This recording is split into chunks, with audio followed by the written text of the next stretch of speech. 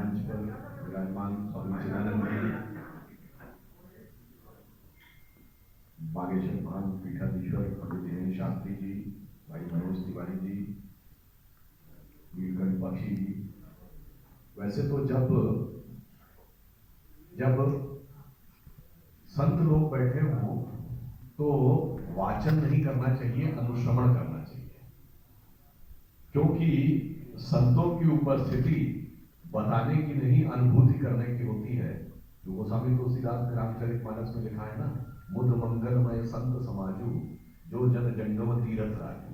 क्योंकि संत जीवंत तीर्थ माने जाते हैं, परंतु आदेश हुआ है तो आदेश के अनुपालन में मैं 2-3 बिंदु व्यक्त करना चाहूंगा।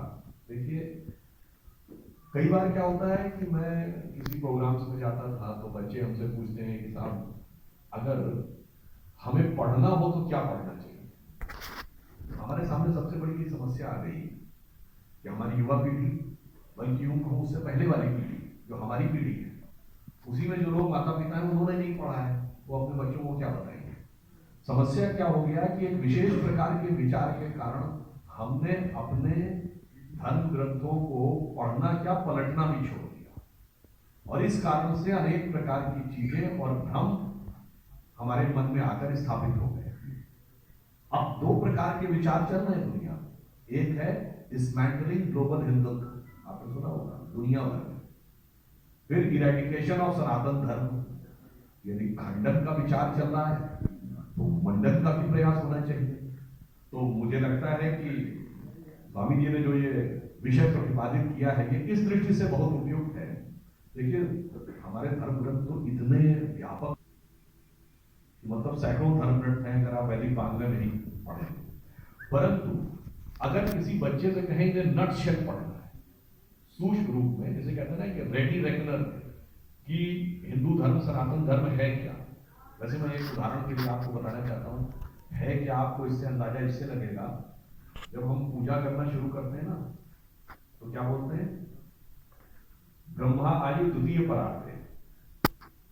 अभी एट प्रेजेंट आपको एक बात बता दें कि जो माना जाता है बिग बैंग थ्योरी के अनुसार यूनिवर्स की एज का 13.5 बिलियन ईयर्स। वैसे आप में से कितनों को पता है कि आपने हबल टेलीस्कोप का नाम सुना, James Webb telescope. James Webb ने जो अब नई पिक्चर्स दी हैं उसमें बहुत सी ऐसी गैलेक्सीज हैं जिनकी एज 13.5 बिलियन ईयर से ज्यादा नजर आ रही है। Now the theory is becoming a little bit confusing कि आगे क्या है। तो हमारा कहां से शुरू होता है, हम कहते हैं ब्रह्मा आयु द्वितीय परार्थ, यानी ब्रह्मा जी की आयु का द्वितीय परार्थ। द्वितीय परार्थ का मतलब 155 ट्रिलियन ईयर्स। फिर श्वेतवाराह कल्पे, अगला 101.97 बिलियन ईयर्स। वैवस्वत मनवंतरे, कलयुगे, कलयुग 5125 ईयर्स। फिर कहते हैं कलयुगे प्रथम चरण बुद्धावतारे। फिर अमुक नाम संवत्सर, संवत्सर आता है 2081 विक्रमी से। फिर आप आते हैं किसके ऊपर, ईयर पे। ईयर के 2 पार्ट, उत्तरायण और दक्षिणायन, इस समय उत्तरायण में सूर्य। फिर आते हैं मंथ पे, मंथ के 2 पार्ट, शुक्ल पक्ष और कृष्ण पक्ष। फिर आते हैं डे पर, फिर आते हैं अमुक नाम तिथि, अमुक नाम नक्षत्र।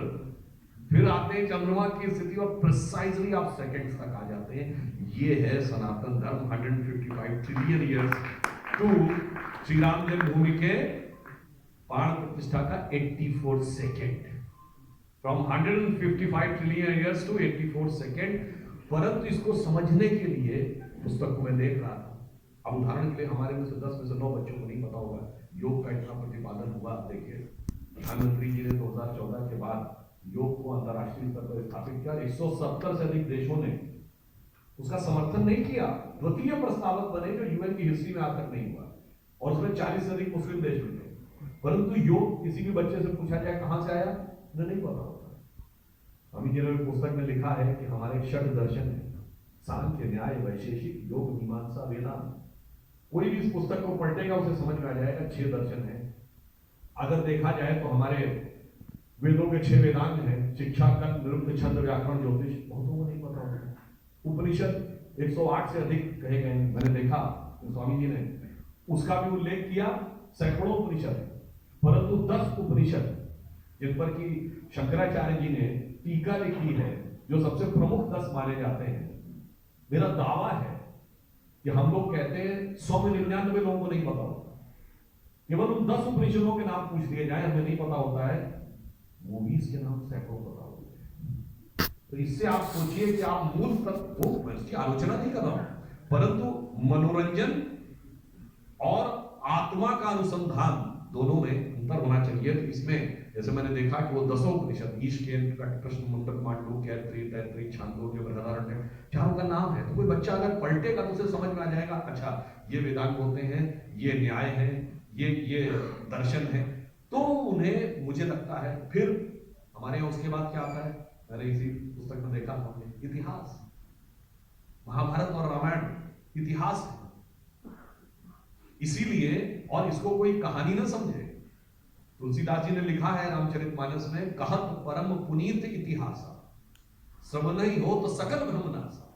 ये परम पवित्र इतिहास है, जिसको पढ़ने से सारा ब्रह्मनाश हो जाता है। और ब्रह्मनाश के लिए एक वैसे चीज और बता दूं, आजकल बहुत प्रकार के क्वेश्चन उठाते हैं ना। हमारे इन दोनों ग्रंथों में का रचयिता कौन है? रामायण के रचयिता महर्षि वाल्मीकि और महाभारत के रचयिता महर्षि वेदव्यास। आज वाल्मीकि समाज किस में आता है? शेड्यूल कास्ट में। महर्षि वेदव्यास की मां क्या थी? वछवारन। जो समाज कुछ राज्यों में, जैसे दिल्ली में जहां हम खड़े हैं वहां शेड्यूल कास्ट में आता है, उत्तर प्रदेश में ओबीसी में आता है। अब दूसरा उदाहरण बताओ, महाभारत का अंत कहां पे होता है? युधिष्ठिर के राज्याभिषेक पे नहीं, द्वारका के डूबने पे नहीं, यादवी वंश के नाश पे नहीं, भगवान कृष्ण ने जब शरीर छोड़ा है, या जिसे टेक्निकली कहें भगवान कृष्ण की मृत्यु कैसे हुई? बहेलिया के तीर से। कैसे हुई? गांधारी के श्राप से। अर्थात हमारे धर्म ग्रंथों का अंत आसुरी शक्तियों पर ईश्वरीय शक्तियों की विजय पे नहीं होता है। स्त्री के सतीत्व की विजय ईश्वर के ईश्वरत्व पर। मुझे लगता है इसके उपरांत, इसीलिए बहुत सी ऐसी हैं, ये जो इतिहास है इसको पढ़िए तो मन के जो सारे भ्रम दूर हो जाएंगे। मैं साधुवाद देना चाहता हूं पंडित धीरेन्द्र शास्त्री जी का, जिन्होंने, देखिए, इस प्रकार का विषय रखकर युवा पीढ़ी को, आजकल ये भी प्रॉब्लम हो गई ना, पढ़ने का तो वक्त ही नहीं किसी के पास। सब मतलब तो यूट्यूब भी कहां रील्स चलती है ना, तो इतना विराट जो दर्शन है, तो believe in ancient country, in ancient believe in our country regarding your country, यानी प्राचीन काल के चीन की मान्यता क्या है भारत के बारे में। तो नेहरू जी ने पूछा क्या है? माओ ने कहा, in our country means in China the ancient believe is if somebody wants to get rid of the cycles of birth and rebirth he has to be born in India. आप सोचिए, ये है सनातन। और अगर किसी को मेरी बात में शक हो तो जाके चेक कर ले, एंशिएंट चाइनीज में इंडिया का नाम है टियानजाओ, TIANZHOU।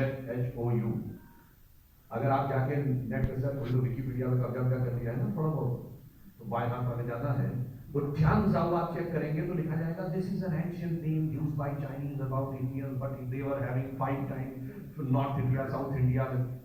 आप जाके चेक करिएगा, चाइनीज की डिक्शनरी में जाइएगा, TIAN का मीनिंग देखिएगा, और फिर चाइनीज भाषा की डिक्शनरी में जाओ का मीनिंग देखिएगा। जाओ वहां वैसे होता है जैसे अपने पुर होता है, नागपुर, जयपुर, कानपुर, यानी स्थान, और टियान का मतलब होता है हेवन, स्वर्ग।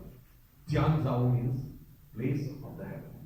तो मुझे लगता है प्राचीन काल से लेके आज तक के समय में अब युवा पीढ़ी, अंत में मैं कहना चाहूंगा, ये इसलिए पुस्तक की बहुत आवश्यकता है क्योंकि प्रधानमंत्री जी ने कहा है कि अमृत काल है, तो अमृत के अनुभव से पहले विश्व निकलना पड़ेगा।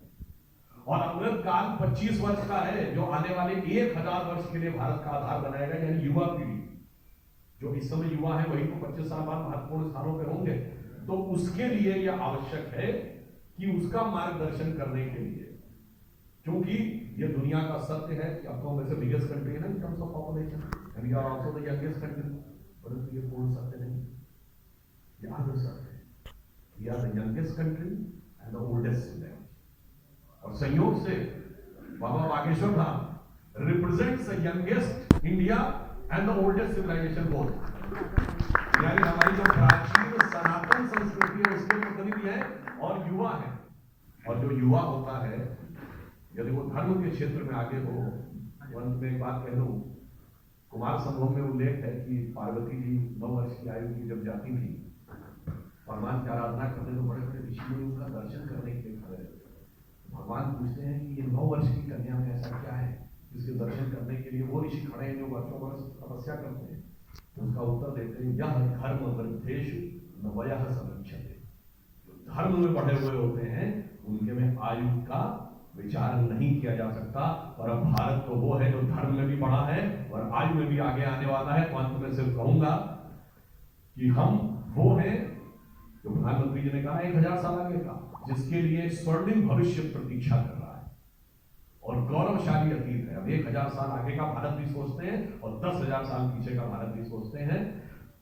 तो इस पंक्ति के साथ समाप्त करता हूं। मुझे लगता है ये पुस्तक उस उद्देश्य में एक महत्वपूर्ण भूमिका निभाएगी कि गौरवशाली था भूत, भविष्य भी महान है। भूत का गौरवशाली था भूत, भविष्य भी महान है, अगर संभाले आप